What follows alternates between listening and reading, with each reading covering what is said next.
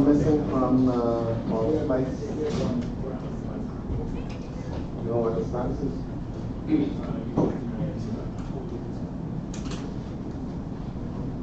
Stay in touch with the NCO just to make sure it goes beyond tomorrow. Hey, I hope you guys all have a wonderful Thanksgiving and spend most of the time studying Ortho. No? I can wait, right? Okay, any questions from our lectures last week? Okay, just to set expectations, I'll tell you how things are going to go today, right? I think we have about an hour of lecture left, right, in block 7. Some of the stuff you already covered, so I will not dwell on it unless something that I need to stress for whatever reason, right? Once we're done, I will afford some time for you guys to ask questions regarding the review. If you don't have any questions, that means I will give you the review that I think you need, right? I would much rather that you assist me with helping you with your review, right? Otherwise, you don't get what I think, which may not be what you want, okay? Again, everything that is covered on your exam coming up on Friday, I have discussed in class, okay? It's enough for you to pass if you listen. If you want to get 100%, you're going to have to do some extra reading. So it's the nature of the beast, okay? There will be some key takeaways from your lab on Wednesday afternoon, right? And we'll talk about the lab briefly right after this class. So pay attention in the lab because it very well might help you with the test. I say might because when I do the final review of your test questions, and that won't happen until after the lab, so that's the way it is. Okay, you guys ready? Good. Let's talk about fractures of the lower extremity. The way that this lecture is broken up, right? You're going to talk about some general things that you might want to look forward to. Look for without fractures of the lower extremity. And then we go into some specific fractures and how you can identify them, diagnose them, treat them, and look at the adverse events. Okay? This is the list of things we will talk about in the next hour or so. Okay? As you notice, there are some things in here that are repetitive from previous lectures. And I will not spend time on them because we've already talked about them ad nauseum. Okay? So, remember that before you do anything as far as reducing a fracture, you want to make sure that you provide some anesthetic, right? We talked about the hematoma block where you inject some anesthetics directly into the fracture site. Okay? It is not going to hurt the patient. All it does is numb the patient directly at the point of injury. Okay? We want to make those fractures as anatomic as possible. Why? Because by lengthening it out and making it look anatomic, what you're potentially doing is realigning the neurovascular structures and the bony structures of the extremity. Okay? You want to make sure you do a neurovascular exam before and after, right?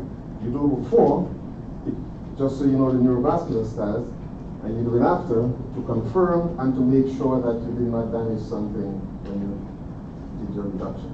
Okay? Neurovascular exam before and after, always. And you should get some x-rays prior to, right, manipulating the fracture. And certainly, after you put a splint on, you want to make sure that you didn't make things worse, so you get x-rays afterwards. Okay? So x-rays before and after you apply the splint.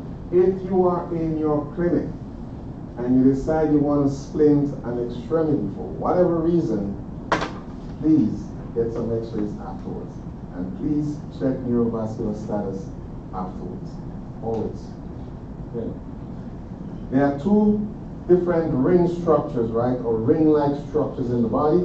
One of them is in the pelvis. We talked about the one in the ankle. Remember that, right? We talked about that as the force translates through the medial or lateral malleolus, through the syndesmosis. We talked about the Mason nerve injury, right? In anatomy, I'm pretty sure you guys talked about the pelvic ring, yes? Okay, that ring is still there in the orthopedic lecture. It didn't go anywhere, it's still the same. And if you break a ring in one place, that's one thing, but more than likely, if the force is strong enough, then you will have that ring break in multiple places. So, what does that mean? It means that if there is a force applied to a pelvic injury, or during a pelvic injury, then you may have more than one fracture, right, of the pelvic ring. So, if you see one, there could only be one, but you should look for more than one, okay? Normally these are because of very high stress or high impact activities, right? Fall from heights, or motor vehicle accidents, motorcycle accidents, and other high impact things. Okay? Now, it takes a lot of force to injure the femur and the pelvis, quite a bit, right? When we get to fractures of the knee, you will see that in some cases, even for fractures that occur at the distal end of the femur, that bone is pretty tough and very hard to break. And so if you get a femur fracture, then you should understand that it's pretty significant force. However, its locations, right, takes a little less force because now you have more softer structures at the joints. If you do not treat these injuries, that patient may go on to have some adverse events. The primary, if it's at the joint, osteoarthritis. We talked about instability at many of the joints if they continue to be injured, right? And finally, in other classes, we mentioned that there are some areas in the body that are prone to osteonecrosis. Why? Anybody? Blood supply, right? Tenuous blood supply and the watershed areas. Can you give me 3 places in the body that are subject to osteonecrosis? Scaphoid, femoral neck, and what's the other one? The humeral head. Yes. Right? Okay. So let's talk about hip dislocations, right? You must make sure that you, during a physical exam, right, and I just said that these are due to high impact activities, right? So, now that the patient is in your clinic, you want to make sure that you do a good physical exam. We've talked about a method for your physical exam. You just need to make sure you watch the person walk. If they can walk, you want to look at the thing, palpate the thing, move it around, neurovascular checks, special tests, right? However, in the case of a patient with a dislocated hip, okay, where there is an anterior or posterior dislocation, that patient more than likely is not going to be able to bear weight, right? Why is that so? Because the hip joint is a major weight-bearing joint of the body. If there is a damage to the femoral neck, then of course we talk about avascular necrosis. If there is not, right, if there is not, then that bone can go on to heal. But it all depends, and it is age dependent. So an old lady that breaks a hip, right? We talked about osteoporosis, that the hip actually breaks first and then she falls, and oh, I fell and broke my hip. No, man, the hip broke and then you fell, okay? And you put your hand out to stop yourself and ended up with what? You're right, it's the radius fracture. So you gotta look for these things when you have these patients, okay?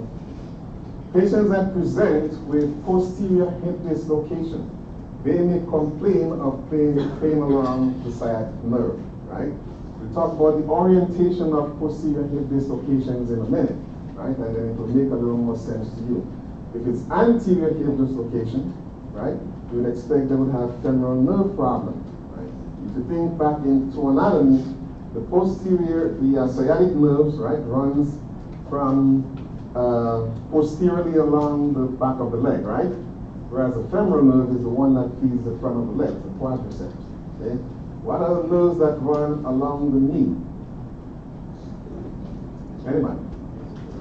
Peroneal nerve is one of them. Of course, the tibial nerve because it's right there in front of you, right? So think of all the nerves that innervate the distal aspects of the body. they pass the joints that are proximal to those areas. Yes?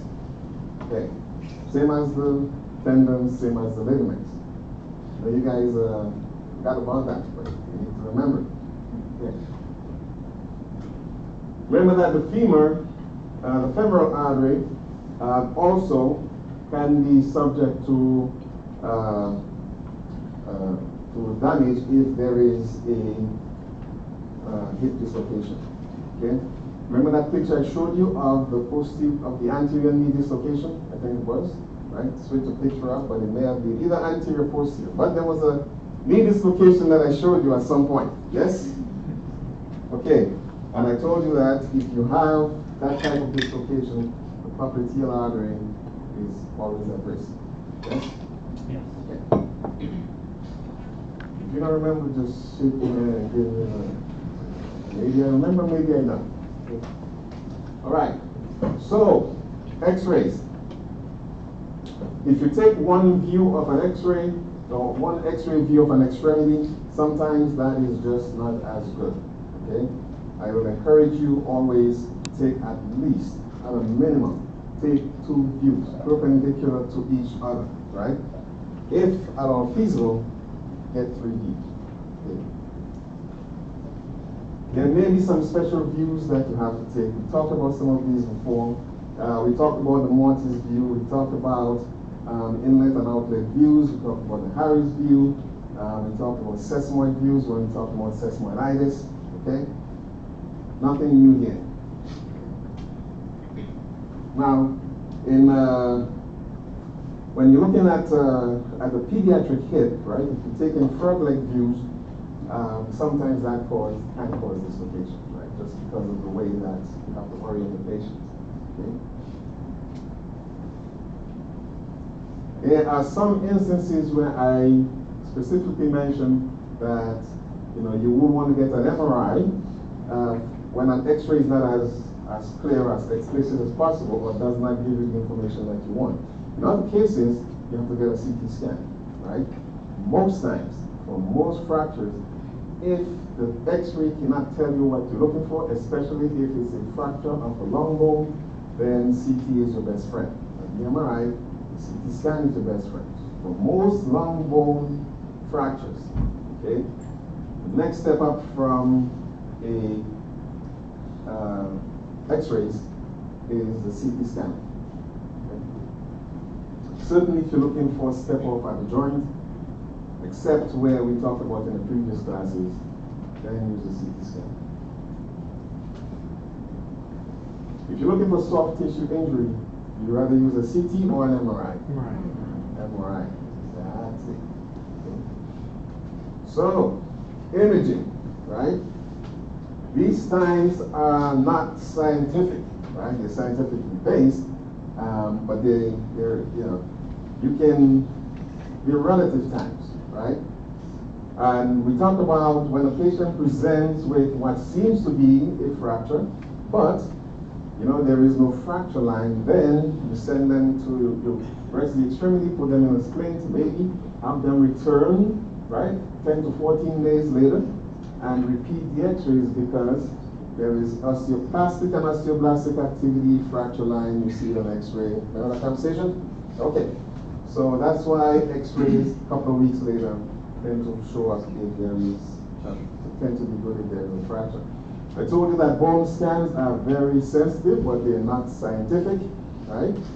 If you read the book, and you don't know you have a book, yes, it's at the beginning of your syllabus, right? Okay, but we pull all the information out of the book, put them on the slide, and make it easier for you, okay? So, in your book, it will say something like, bone scans are not sensitive until 24 hours, or something to that effect. Okay? That is very true. However, there are many studies that have been done since that show that bone scans can be positive within the hour, right? An hour or 2. Remember that discussion like I had where if I walked around and I bumped my knee and took a bone scan, it probably light up, right? Okay. And you know what bone scans are used for? It helps you to identify where there is some sort of inflammation going on, right? It does not tell you where there is infection though. So if you want to find infection, then you have to use a a white blood cell scan. Okay. MRIs usually are okay within 72 hours. That allows for some of the swelling to go down and just kind of help. Take an acute MRI. If there's too much swelling in there, it's just not as useful. So how do we treat the vast majority of these fractures? Number one, treat the patient, not your x-ray, not your radiographic study, certainly not your labs. Okay? So if the fracture is stable and non-displaced, if it's a stress fracture, you can make a non-weight bearing for 6 to 8 weeks, right? If they are displaced, especially if it's a fracture of the pelvis, then those can be minimal displaced fractures of the pelvis can certainly be open for non-operative management as well. But you have to be careful with those, because when we start talking which fractures of the pelvis, then there are some that absolutely have to go to surgery. We'll talk about these in a second. Okay? In case, if you get a green stick fracture, right, that is incomplete, or torus fracture, buckle fracture, then you can put those in a splint. Those are all non-operative. Okay? There are certain things that absolutely have to go to the operating room, or they must be evaluated by a specialist that is one other than you or me in some cases. Okay? Open fractures, we talked about that, right? All open fractures are an orthopedic urgency until you can prove otherwise. Okay? Long bone fractures in the weight-bearing bones. Okay? Long bone fractures in the weight-bearing bone. You notice that you do not see the fibula listed there. Why not? Is that 100% non-weight bearing? Yeah, kind of, right? So, but the tibia is the major weight bearing bone in the leg. Okay? And the femur is in the thigh, tibia is in the leg, the rest of the stuff is in the foot. So, and you see, when you start talking these things, make sure you know the difference of how you describe these. Femoral leg fractures. Okay? Remember I told you when you start talking fractures about the hip, you gotta be careful. If it's a compression-sided femoral leg fracture, right? You can make them non-weight bearing, give them some crutches, and see how they do. Okay? If it's a tension-sided. Tension. You guys know the difference between tension versus femoral-sided? Femoral leg fractures? Okay, we'll talk about that in a few minutes. Okay. Just remember, if it's compression-sided, they can be non-weight bearing. Okay? If it's tension-sided, then they have to go to the operating room. And I'll explain that in a minute. So keep an open mind. Fractures of the syndesmosis, yes. You have to go to the operating room. And certainly if you have osteonecrosis, joint fractures that have greater than 2 millimeters, all of these certainly must see an orthopedist. Adverse outcomes of these diseases, particularly those of the hip joint. Okay? Thromboembolism is a huge, absolutely huge problem, especially in the older population. Does anybody know why? You got a patient with a hip fracture. Why would thromboembolism be a problem?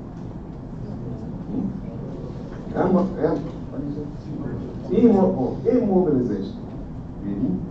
Going to something? Yeah.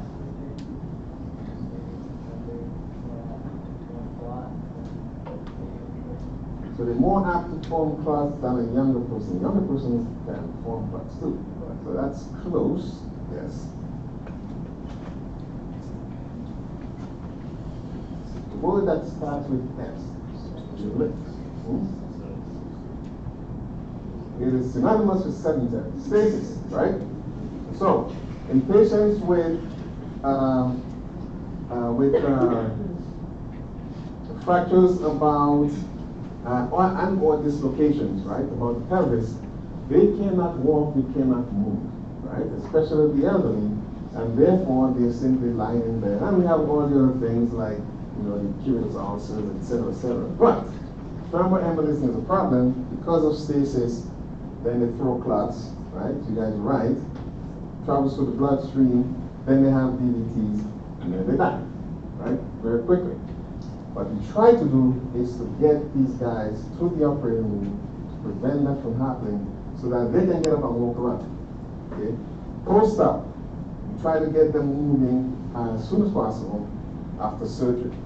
It used to be that we leave them in bed and have physical therapy go up and do all these things to them. We've done away with that, right? You have these special continuous passive motion machines that we use to move the extremities to prevent stasis. Now, get them out of bed, let them start walking. In the patient's mind, I just had this major surgery, right? In which you ream through my bone and hammered this thing in and tied things together. And you want me to do what? Walk around. But if I break it, no, you won't break it because it is solid. Okay? So you have them walk around to prevent stasis. So remember, verbal embolism is a huge problem in the elderly. And even when they go home, if they don't walk around enough, then they start going DVTs. Alright. So if you don't take care of these things, then they go into non-union or malunion. And certainly, each of the operations we do come with their own sets of risks, right? Remember I told you that we would not do an operation if we think that the operation is going to kill the patient, right? So if you've got a hypertensive diabetic who weighs 500 pounds and he's got a hip fracture, right? And he's unstable because he's got congestive heart failure, right? You take him to the operating room, and after medicine does their workup through consultation, they say, hey, you know, if he goes through the stress of the surgery, might actually kill him. So now he's got a hip fracture that it might throw a DVT, but you might kill him on the operating room table. That patient will not go to surgery. Okay? Try to manage him otherwise. So, what we try to do is to make sure that we do not increase the risk to the patient. Okay? Hardware prominence, we talked about that, right? Over the areas of the skin of the body that don't have a lot of tissue coverage. And certainly, every patient that goes to the operating room, because you're cutting through the skin, they can be subject to wound infection. Okay? Most common complication of post-op. Okay? So, we talked about the open fractures, neurovascular injury, pathological fractures, etc. Now, dislocation is about the hip. In the case of an anterior dislocation, right, which means a posterior force was applied to the hip joint that drove that hip into an anterior dislocation, right? If you look at the picture on the bottom, in this case, the femoral head is pointed anterior towards the front of the patient's body. Yes? You guys visualize this? Posterior dislocation is the opposite. And with that case, then you've got an anterior force, right, directed posteriorly and pushing the femoral head out of the acetabular. Okay? In the case of an anterior dislocation, then the extremity is going to be externally rotated, right? It's going to be shortened,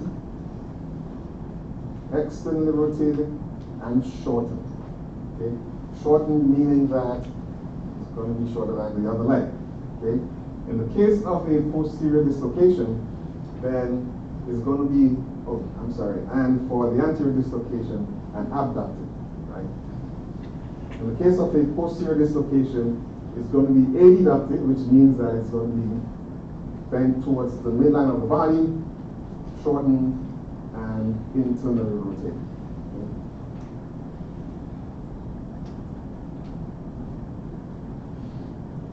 Questions or comments? In the case of a motor vehicle accident, patient is sitting in the passenger seat, right? Right now we've got comfort zones in cars and all this fancy motor jump. But if you're in a classic car, And then the motor drives through the dashboard, and the dashboard contacts the patient's knees. What type of dislocation are they more than likely to sustain? Posterior dislocation, right? And in that case, how would the patient present to you? Right? That's what you have to think. So, just a quick plug-in, since this is review day, right? It's very unlikely that I'll ask you a question that says, a patient with a posterior dislocation presents with what? Oh, hell no, right? Medics, yeah, I know you were wishing. I had one and I immediately stopped myself and erased it, right? So, but what I will ask you is, describe this thing, right? Well, I will describe it. You will have to know that it is that, and then either know how to treat it, or what are the adverse outcomes, or what else you need to do with it. Okay? You tracking? Okay. Don't worry. When I set you up for failure. I actually like this test, by the way. It's a great test. So does Nick Davos, who is my test review. So we get two good eyes looking at the test to make sure it's fair. It's my main thing. That test has to be fair to you. And if the questions are not fair, feel free to let me know and I will think about it. Okay. So how do you treat these things, right? They are all emergencies until you can prove otherwise. Okay. So hip dislocations are considered emergencies until you can prove otherwise. Now, you don't know that the femoral neck is affected one way or the other, right? When these patients present to you in the clinics, you have no way of telling. That's why they're, and even if you see what's on X-ray and on MRI, it still does not tell you the extent of the injury. It's important to treat these with a little bit of diligence. Okay? Sometimes there may or may not be fractures to the acetabulum. And if there's a fracture to the acetabulum, that creates a whole different animal altogether. Right? Treatment plan has to change. Because if the acetabulum is fractured, chances are no matter how many times you reduce this fracture, that hip will always dislocate. Make sense? Right? And if the tab doesn't heal, then you've got a non-heal acetabulum, chronic problems, malunion, non-union, and the list just goes on. Okay? We used to open these up to fix them. Now we just put a couple of scopes, and it's all done through several 1 centimeter incisions. Okay? What are the outcomes? Well, there could be some cartilage damage, and or there could be damage to the blood supply. Okay? Most of these hip fractures. Let's talk fractures of the femoral shaft. I told you that bone is very dense, very hard, not that easy to break, but it does break, right? Remember my story about the guy that was parachuting in Houston, burned in and had all this dirt in his fracture. Did I tell you guys that story? Okay. Yeah. Yes. Okay. So fall from heights like that. If you go into Fort Bragg, you will see a femoral shaft fracture. Right? Somehow, these airborne people just sometimes don't know how to keep their knees and ankles together. Right? Seems like a great idea to not do so until it's not. So, motor vehicle accidents, motorcycle accidents, these are the type of high energy trauma that causes femoral shaft fractures.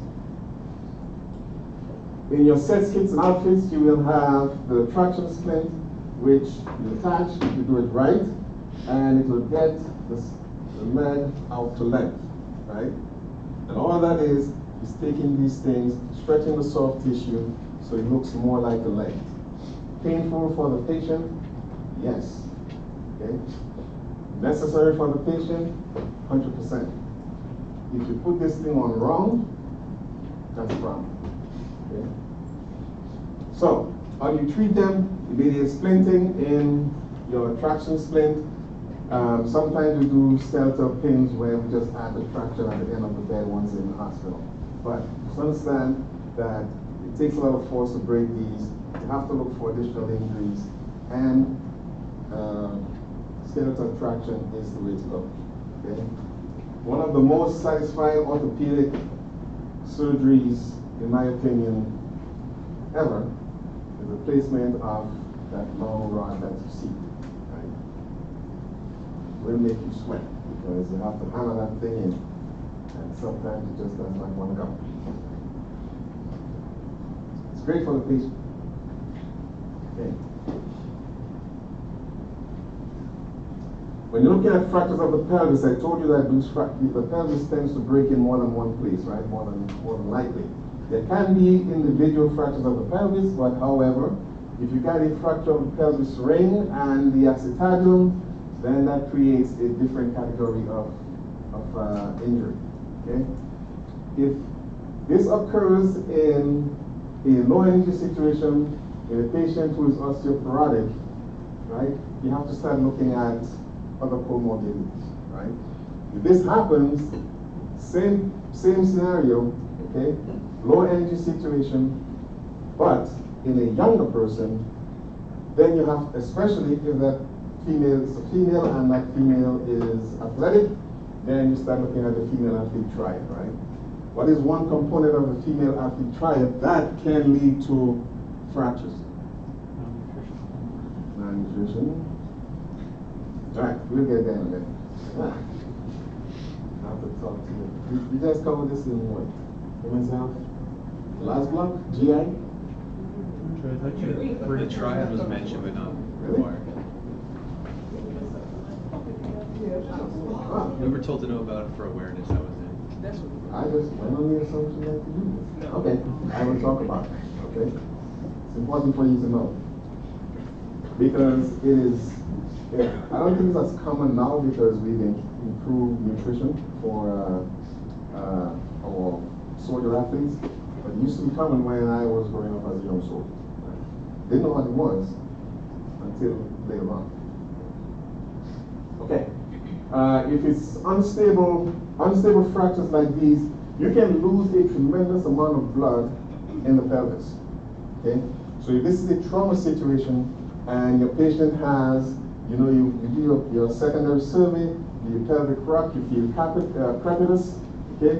The patient starts tanking, you better start thinking that they're losing blood in the pelvis. Okay? That's how you gotta tie some of these things together. Again, neurovascular exams, absolutely.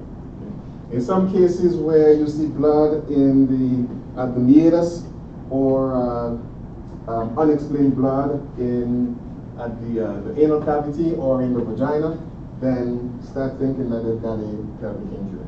Okay? Now, you know that there are neurovascular structures that innervate the pelvis. And so if you don't treat those, then the patient's going to have sexual dysfunction, GU pain, and we talked about thromboembolism in all of these situations.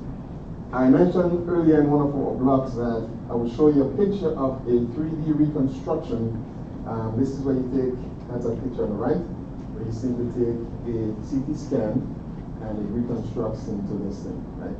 And for those of you that play video games, you can spin it around, you can try to select your weapons. No? You know what I'm talking about? Right? So you can spin it around and actually see different aspects of it and what it actually looks like. Very useful. Treatment for pelvic fractures, right? Although not all fractures are amenable to a pelvic harness, however, the vast majorities are. Okay? So, for the purpose of our instruction today, if you have a patient with an unstable pelvis, especially if you suspect there is a pelvic fracture, go ahead and put on a pelvic harness. In most cases, it's just a sheet that you can tie around them, or you might fancy ones that cost a lot of money, the little Velcro straps, and they work just as well. Okay? Give the patient some analgesics, but that's the one that you see on the top right corner, right there. some analgesics, and some protective weight bearing. Okay? In trauma situations where, if we have the time, then we can put on an external fixator, right? There's a picture on the bottom right. It's just a series of pins and bars. We drill into the bone, connect the bars and the pins, and that creates a rigid construct that prevents the pelvis from moving. Okay?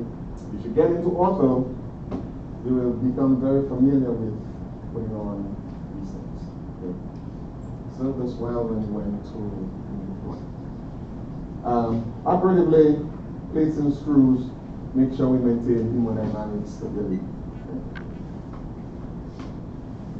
Fractures of the proximal femur, we talked about these at length, right? They're common in folks with osteoporosis. Okay?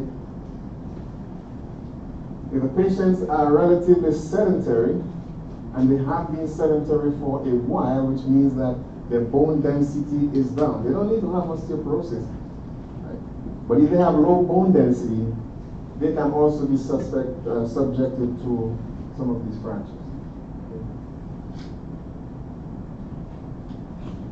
We talked about patients living in urban areas. Why is that a thing? Why is that a risk factor? Car Car accidents. What else?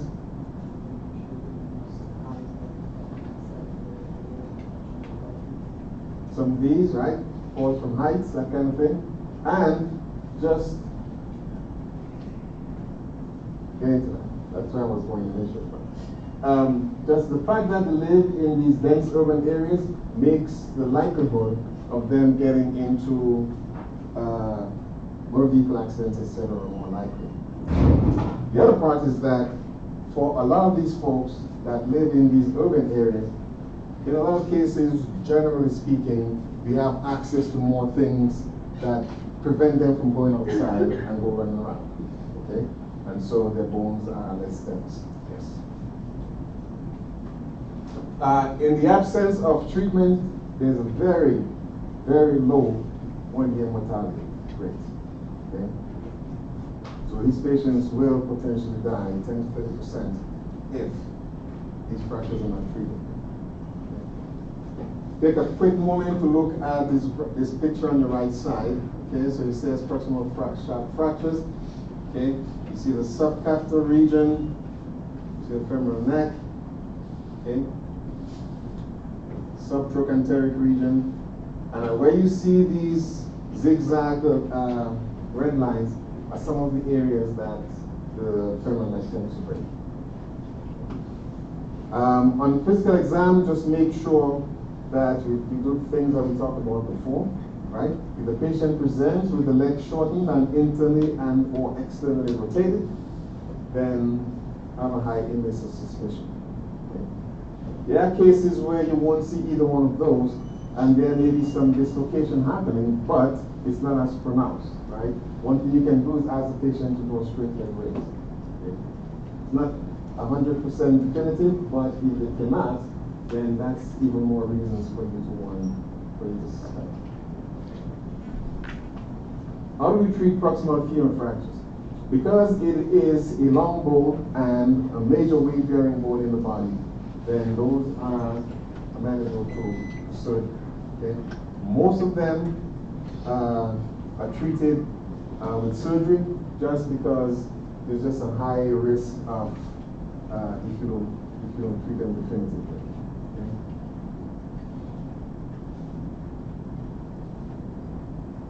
Now, we just talked about some patients that may not want to go to surgery, right? Or you may not want to take to surgery. What is a major risk factor for not taking a patient to surgery? What do you think? Why would I not want to?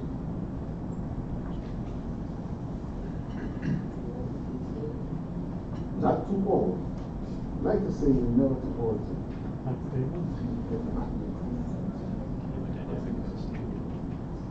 So if it says osteoporosis, it depends, right? Because if they are osteoporotic, but you're going to make them worse with the surgery, then you would not, right? Now, if they are too sick, right, and the surgery is going to make him more sick or kill him, then we don't take him to surgery. Right? Just remember that patients that we first do no harm, right? So patients that you're going to increase the risk of harm, then we will not take them to surgery. Even if this femoral shaft, the femoral neck fracture is a pretty debilitating thing. Okay? What did I tell you is the most common cause of adverse events that you can get from a fracture around the pelvis bone? DVTs from stasis, right?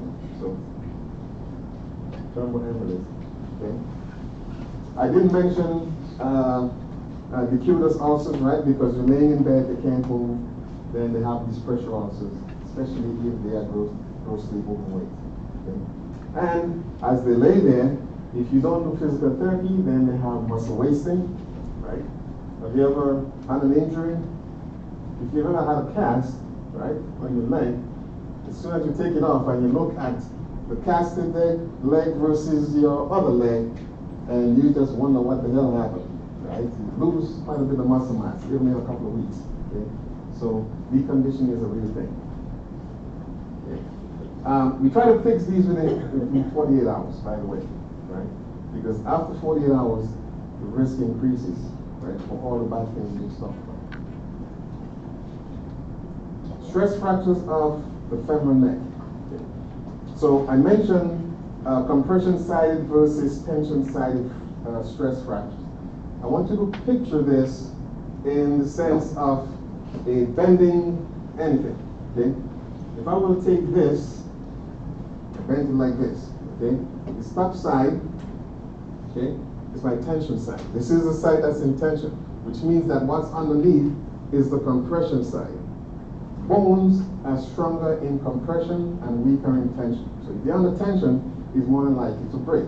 If it's under compression, then it seems to be a little more solid.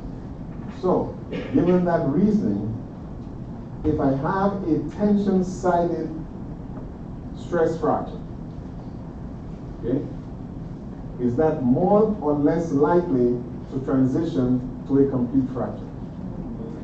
More likely, right? Because it's in tension. The break is on the side that is bending. Yes? Whereas if I have a compression-sided stress fracture, it's less likely to transition to a complete fracture. Okay. I promise you, going somewhere with this. Okay. So, because we have these two different types of stress fractures about the femoral neck, right? Compression-sided stress fracture, we can treat those non-operatively because they are less likely to transition into a complete fracture. However, by that same logic, a tension-sided stress fracture almost always needs to be seen by someone for some sort of operative management. So all I want you to take away from stress fractures of the hip, you will see them in athletes, you will see them in the young recruits. They will come in with this vague, weird, deep-seated hip pain that they don't know what's going on with it. Okay? And they will come back, you do a bone scan, you do MRI, you do x-rays. Once the diagnosis is made, if it's a tension-sided stress fracture, immediate non-weight bearing. Okay? If it hadn't been already. Because more than likely, it will transition into a complete fracture. Okay? And you can see where, right, why this is. Your weight is bearing vertically down this way, right? So it's easy for that to snap off, whereas here, not so much. Questions or comments about it? All right. So how do you image those, right? You can take plain film. Sometimes they may be normal, or you may see what attempts to be a fracture line if it's chronic, okay? And that is just because of all the things we talk about with the growth of new bone after injury. Bone scans can certainly help to detect these, but MRIs are the most sensitive for both tension and compression-sided stress fractures. Now, I know, I just just told you, if you're looking for something in the joint, you'll get a CT scan. I know that, right? But I'm telling you now that if you want to find a stress fracture, right, if your x-rays are normal or suspicious, get an MRI. Are we good? Okay.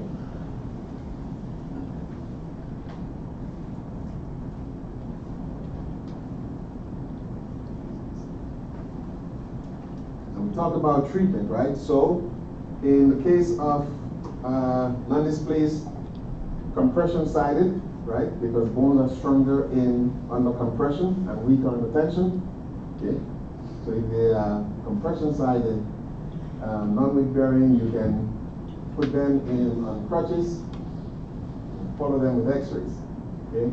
If it's tension-sided, then they need internal fixation because they have a high tendency to displace. Okay. Fractures about the knee. Right, we're talking the distal tibia and the distal femur and the tibia plateau. Okay. There's the medial and the lateral condyles of the femur. In many cases, you have fractures that are superior to that, right, called supracondylar fractures. And so these fractures mostly are also due to a high energy trauma. Okay. Tibia plateau fractures, usually because of some sort of valgus stress. In other cases, it could be because of a viral stress, depending on the force. Nonetheless, excessive forces on the knee causes fractures at the tibia plateau. Remember that the tibia plateau sits, the meniscus sits on at the top of the tibia plateau, right? And so a tibia plateau fracture is that an intra or extra-articular fracture? Correct. It is an intra-articular fracture, right? A supracondylar fracture is that intra or extra-articular. It's extra-articular unless the fracture line goes between the two condyles. Now you have an intra-articular fracture. Okay? When we place prosthetics in the knee, sometimes that tends to weaken the bones. That's why patients with osteoporosis, right, to your point, don't do so well because they tend to have some of these fractures about the prosthesis. Okay. Radiographs. Certainly, AP lateral of the knee is certainly helpful. Again, you want to further assess fracture intra-articular status of these fractures, then you get a CT scan. Soft tissue injury, if you want to look for the meniscus, or LCL, MCL, PCL injuries, then you need an MRI for that. Okay, you're not going to see it in a CT scan. If you're looking for, in the case of dislocations or severe comminuted fractures, then you want to make sure that you assess the neurovascular structures. Okay? These structures can be very tenuous, and so if you don't pay attention to this, then that's something that you can miss. Did you talk about in any of your classes the ABI, anterobrachial index? Okay, so you know that 0.9 normal, right? Okay, if it's less than 0.9, is that normal or abnormal? It's abnormal. If it's non-displaced, like any other fracture, right? Non-displaced or minimally displaced fractures, non-operative management. Okay. In the case of comminuted fractures, open fractures, fractures with vascular injuries, unstable fractures, definitely send them to the operating room. If you are treating a long bone fracture in a weight-bearing bone, non-operatively, right? 6 to 8 weeks is your magic time for non-weight bearing. Okay? 6 to 8 weeks. Stress fractures. Stress fractures generally occur at the level of the anterior tibia. Sometimes, we, in our population, we use that synonymously with shin splints, right? Okay. You get that in poorly developed athletes or folks that increase their running activity. In some cases, you may not have very definitive signs of that a fracture is occurring, right? Until you take an X-ray. These are on the anterior side of the bone. Some of them require surgery, some of them do not. If you see a fracture line, because the tibia is a weight-bearing bone, that person needs to be viewed by, for a consultant so that they can be viewed by Ortho. Okay? There are also fractures to the stress fractures to the posterior medial side. That's on the compression side of the bone. We'll talk about that in 2 seconds. These fractures tend to show up on bone scan very well. So, in the case where the patient comes in, pain with activity, less pain with pain relief with rest, they're tender somewhere around the anterior tibia, send them for a bone scan, you see increased uptake, right? You may or may not get an X-ray. Okay? The bone scan is usually sufficient for the diagnosis, but in other cases, you may have to get an MRI. MRIs are not as great in diagnosing fracture about the tibia shaft like that. Okay? I usually go on with what we find with the bone scan. So how do we treat these? Non-operatively, activity modifications, always, pain medications, right? Make sure that the patient is at least comfortable. You may or may not put them in a weight-bearing cast, right, or walking cast. And once the pain resolves, then they can go on to continue their normal activities. If the pain persists, then refer them for further management. Okay? If it's an anterior tibial stress fracture noted on X-ray, refer them anyway. All right. Be back at the top of the gap. In most cases, if it's a newborn due to birth trauma, then some gently immobilization, fractures tend to heal well, no harm, no foul. Okay? What is the most common birth trauma in orthopedic, birth trauma in children? Okay, birth trauma. Shoulders. Clavicle fractures, right? So clavicle fractures are the most common, right? But you do get hip fractures as well, right? And those are just treated with some gentle immobilization. As they grow older, right? The first month or first few years of life, then you may have to put them in a cast. Okay? If it's non-displaced and it's a femoral neck fracture and shaft fractures, they can do well in a cast. Painful for the mom, but you do well nonetheless.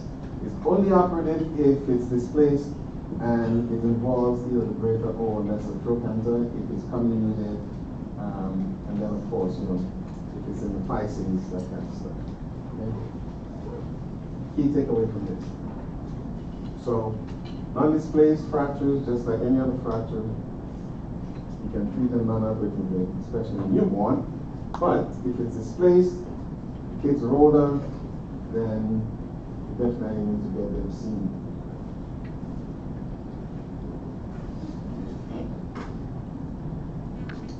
Okay, let's talk about some fractures about the tibia in young children. Okay, so in cases where you've got a spiral fracture of the tibia, right? Spiral fractures of the tibia shaft fractures. What do you think the mechanism of injury is for that kind of fracture? Twisting injury, right? It's amazing. And you'll see it in your clinics. It is amazing what some people do to their children. What other people's children, right? And so when you see spiral fractures in young kids, then kind of raise some red flags. Bruises that are in there, that kind of stuff, right? If you see old healing fractures and you see a whole lot of them, then certainly, okay? A quick story of one case where I was on duty, saw this patient, what looked like some crazy bruising, and calling my attending doc, agreed, called the mom, denied it, called the dad, denied it, called CPS, took the kid, put him in foster home, found out they had 3 other children that were just regularly abused. Kids were emaciated, it's a terrible situation. So, if you see it, the high index of suspicion, right? But be careful. Similar case, right? This was one of my soldiers who were out in the field. The hospital calls, hey, actually my commander calls, says, I want you to bring this soldier in, right? Because the nanny took the kid to the hospital, the kid had a birthmark that looked like a bruise, and then it just spiraled downwards from there. By the time I got there, and she says, hey, I told her what was going on. She said, sir, I promise you I'm not abusing my kids. I know what this is. It's just a birthmark, it will be fine. By the time we got there, CPS was already there. They had already decided to place the child. Father was so we were at Fort Hood, was already at NTC, so he could not fly in. And then convincing them now to give the mother back the kid. That was the other half. So, can go both ways. You as the PA will be sometimes the adjudicating factor. Sometimes you have to stick your neck out for people when you believe these things to be true. You just have to be careful, right? Because it can go both ways. All right. Let's wrap this up with fractures of the foot and ankle. I told you about the ankle blisters, right? Whenever you have severe trauma because of the shearing force between the dermis and the epidermis, and then you've got all these interstitial fluids running around, then you get these crazy fracture blisters. Okay? Severe high energy trauma to the ankles will lead to some or a lot of swelling, and if you leave them for after a day or so, then you're going to see these fracture blisters. Does that tell you anything about the extent of the injury? No. It does not. Because beneath this could be some fractures, or could not. Okay?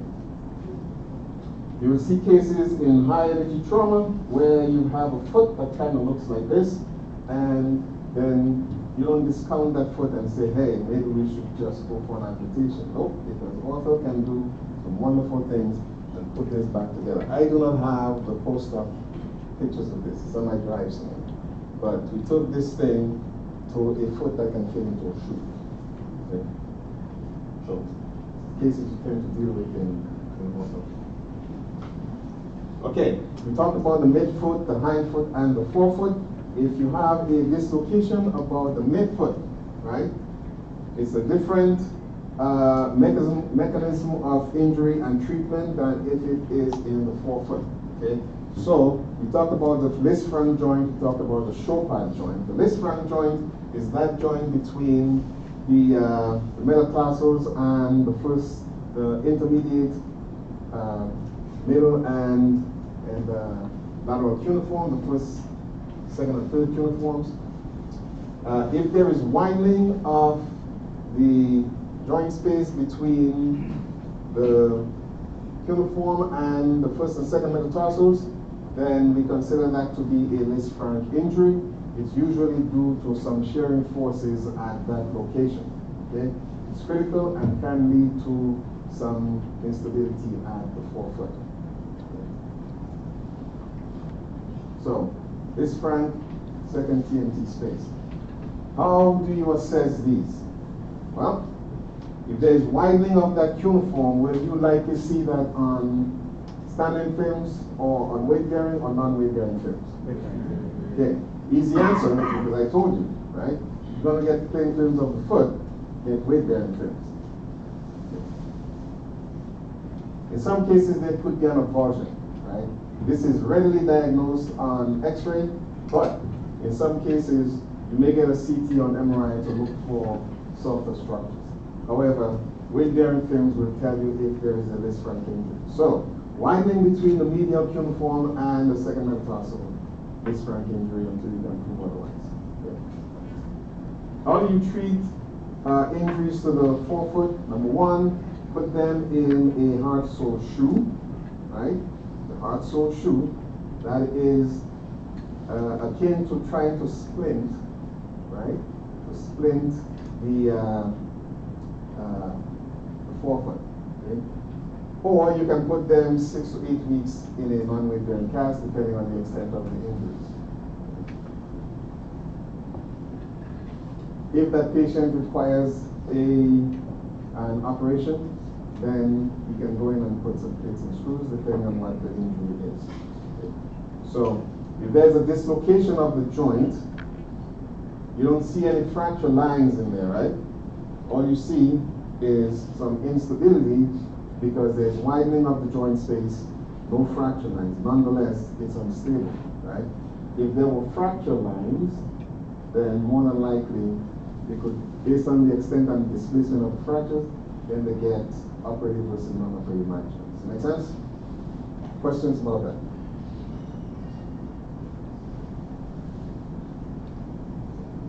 When you're looking at fractures of the ankle, and we talked about these as well, right?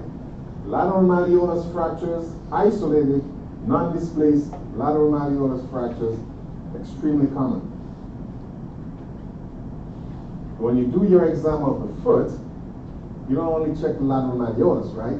Also check the medial malleolus. And what lives on the medial side of the ankle? Right, it's the deltoid ligament, right? What if you have a disruption of the deltoid ligament and you do a syndesmosis squeeze, which I know you all know what that is, right? And you get some crepitus when you do your syndesmosis squeeze.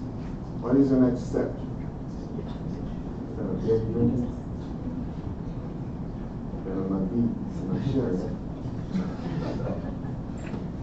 So, what's your next step?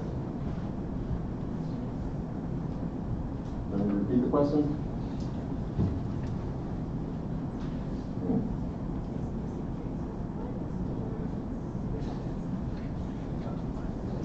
Either or, right?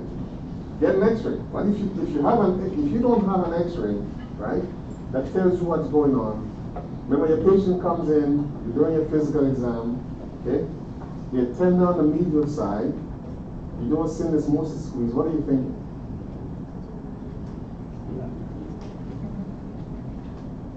Maybe, what did you say? You're thinking it's unstable, right? Remember? A unstable syndesmosis, not good.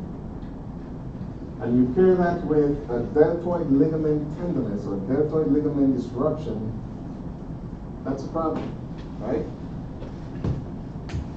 What is the one other thing that you want to check?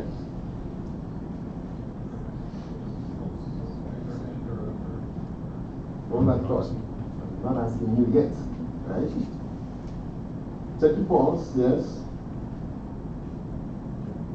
Check your neuro. All right, now I'm asking you. What do you say? Check proximal fibula, right? Remember that ring we talked about? That anytime you have a medial-sided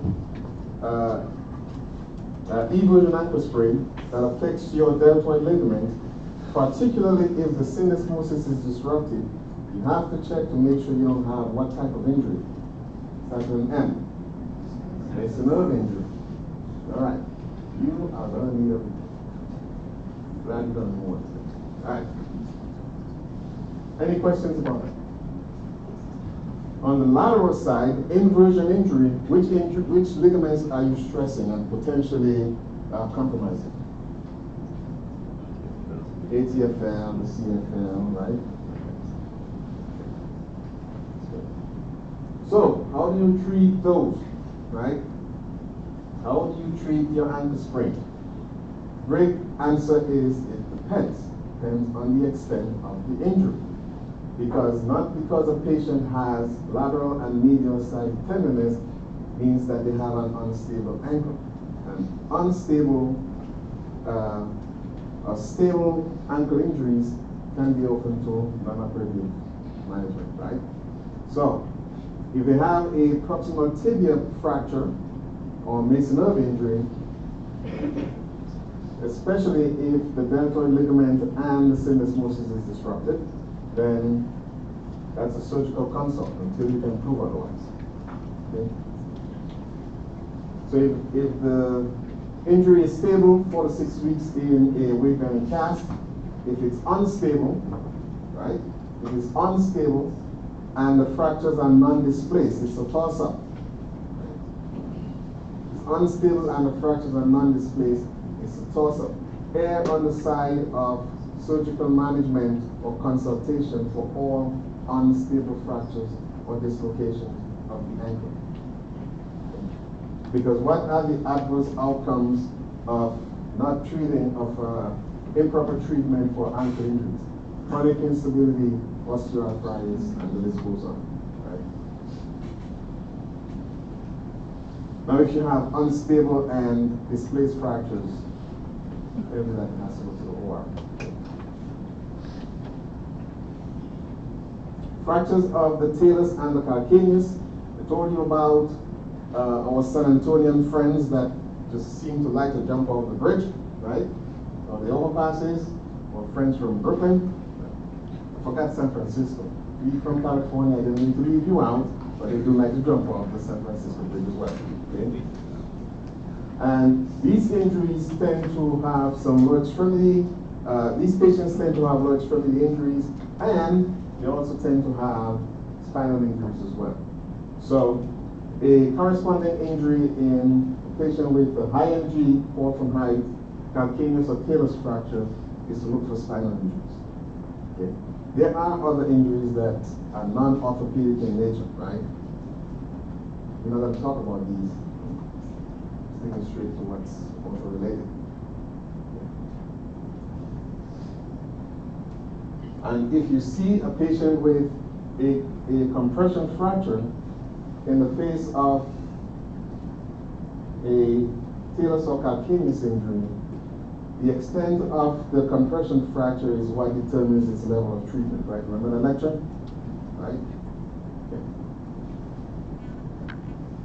How do we treat these calcaneus injuries? Right? So we do, depending on the level of comminution, right? How comminuted the fracture is, determines what we do with them, right? So plates sometimes just screws, just to put the bone fragments in place. In your clinic, before they get to ortho, put them in a well-padded splint. So when we do the splint now, you'll see the thing that we use, the web reel, right? Looks like layered cotton that we use for wrapping the extremity. What I want you to do is, when you get to the lab, as you work with this thing, just get an appreciation for how compressive this thing can be or cannot be when you layer it. In the case of these fractures, you need a lot more padding than this, right, to allow for swelling. And so we use this very fluffy cotton padding thing, right, that makes a bulky cast, right? Okay.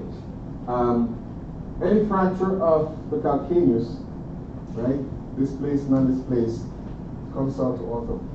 You know why? See, you raise your hand. Oh, okay. Anybody knows why? Outside of the corresponding spine fractures. Right. Because remember, I told you with the folks we had that with their weight bearing status, it was very difficult for them. They wanted the amputation, all that stuff, right? So these fractures, because when they lose, if you lose your heel pad, very high neurovascular status, nerve endings right in that area, and a lot of pain, right? Now the patients cannot bear weight. It's a problem. So patients that come in with fractures of the calcaneus, Aaron referring them to ortho. Fractures of the metatarsals. I want you to remember the 3 zones, right? Zone 1, Zone 2, and Zone 3. Zone 2 are more common, but they are the most troublesome to treat. These are called Jones fractures. This is a watershed area in the 5th metatarsal.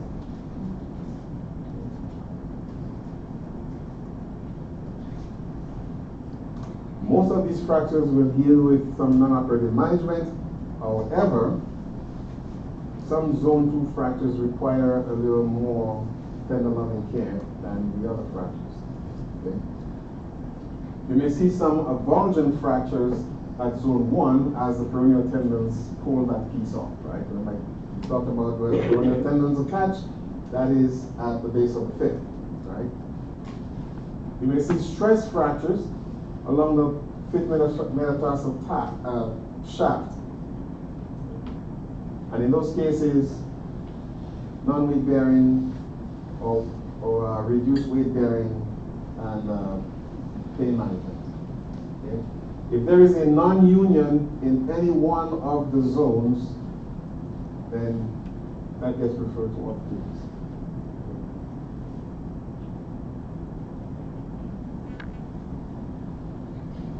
In cases where you have a zone 3 fracture, right? Looking at fracture right here in proximal to zone 2. We tend to treat these with a single screw just because it's a watershed area and to prevent non-union. Okay. I think Colonel Gomez was born. Did you guys meet Colonel Gomez? Brian Gomez? Yeah. He had one of these. I'd like to talk about him because he walked around milking it for weeks.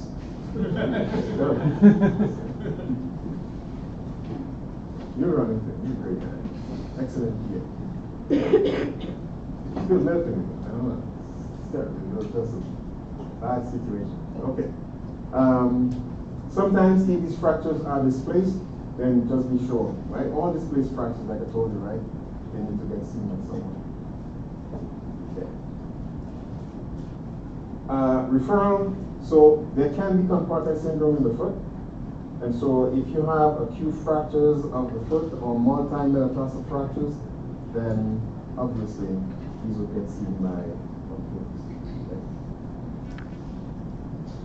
Fractures of the phalanges, very simple. The key takeaway from all of these fractures is this. In most cases, you can simply body tape the injured phalange to the adjacent one for soft tissue rest, right? There are some cases where you have displaced or comminuted fractures that need to go to orthopedics. But if they're non-displaced and stable, then you place them in a hard sole shoe, body tape them, and they're good to go. If they are intra-articular, like any other intra-articular fracture, they need to be referred, right? And we simply just put a few things to it. These fractures can sometimes, because of the action of the interosseous muscles, they tend to want to be angulated. And you can tell, just like fractures of the hand, if they're angulated, then you simply refer them because they will need a little extra management. Talk about sesamoid fractures. So, as you can see, you may have a bipartite sesamoid or a sesamoid fracture. The key takeaway is that sesamoid fractures can be painful. Okay, just simple rest, non-weight bearing. Put them in a hard sole shoe or a cast, and they should do well. You get those a lot from your hyperextension injuries. They can mimic turf toe, right? Remember the turf toe we talked about? Okay. So you just have to make sure you have a high index of suspicion. Now, during the last class we mentioned what's a good thing, or what's a good study for differentiating between a sesamoid fracture and a bipartite sesamoid. I'm not going to spend a lot of time with it, but remember that the bone scan will help you differentiate. Okay. I.e., if you take an x-ray and you see what looks like a fracture, patient is tender and you're not sure, you can do a bone scan.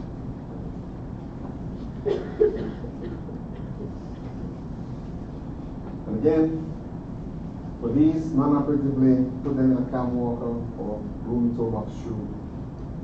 If you think there's more going on other than just a simple injury, then refer them to orthopedics.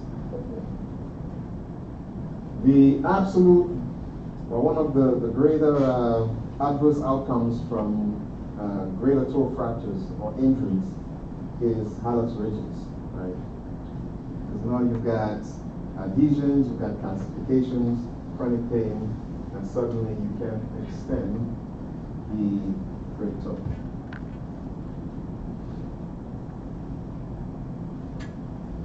So, when you talk about insufficiency or march fractures, repeated overloading in the young female population, and the contributing factors to that, right? That's what we talked about, that female athlete triad.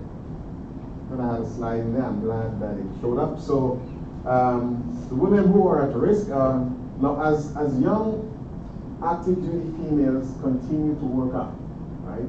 And increase that exercise stress on their body, menstrual cycles tend to go haywire, right? Become very irregular. Right? Doesn't happen for everyone, but it happens a lot in our populations, right? And so, in some cases, they lose their menstrual cycles altogether. You couple that with osteopenia, either for whatever reason, right? Could be genetic. It could be that now they are on, these crazy diets where they only eat certain things at certain times on certain days of certain months, right? Or they have just a bona fide eating disorder. Okay? Those are the three components of the female athlete triad. So they will show up because their bone density is down, menstrual cycles are off, they're osteopenic, and they have an eating disorder. Okay?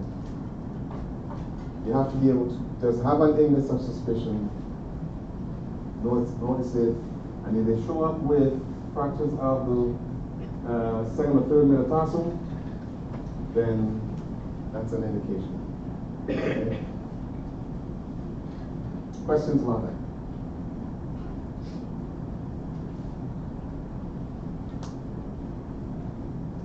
When you start talking operating management, we talk about just putting some simple plates and screws into the fifth metatarsal, especially if it's in that watershed area.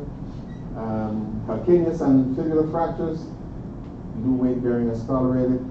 Right? This is, should you memorize these numbers? You should know them, right? But you can always, Ortho will help you to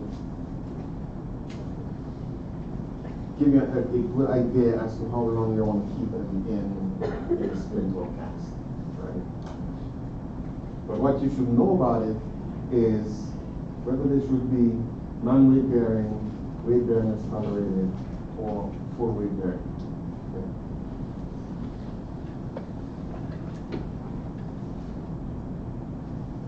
All right. That is all I need you to know to make you great off the PS. Any questions for me so far? Yes, sir. Between a Jones fracture and a March fracture? Yes. Yes and no. So we talked about March fractures, right? Commonly, these are at your second metatarsal. These are chronic, and they continue to occur over time. The question is, what's the difference between a Jones fracture and a March fracture? So the March fractures are very chronic over time, because repeated stress fractures, and you can tell because there's an increased bone deposition at the fracture site. Jones fractures are at the fifth in zone 2. Is that the one you're talking about?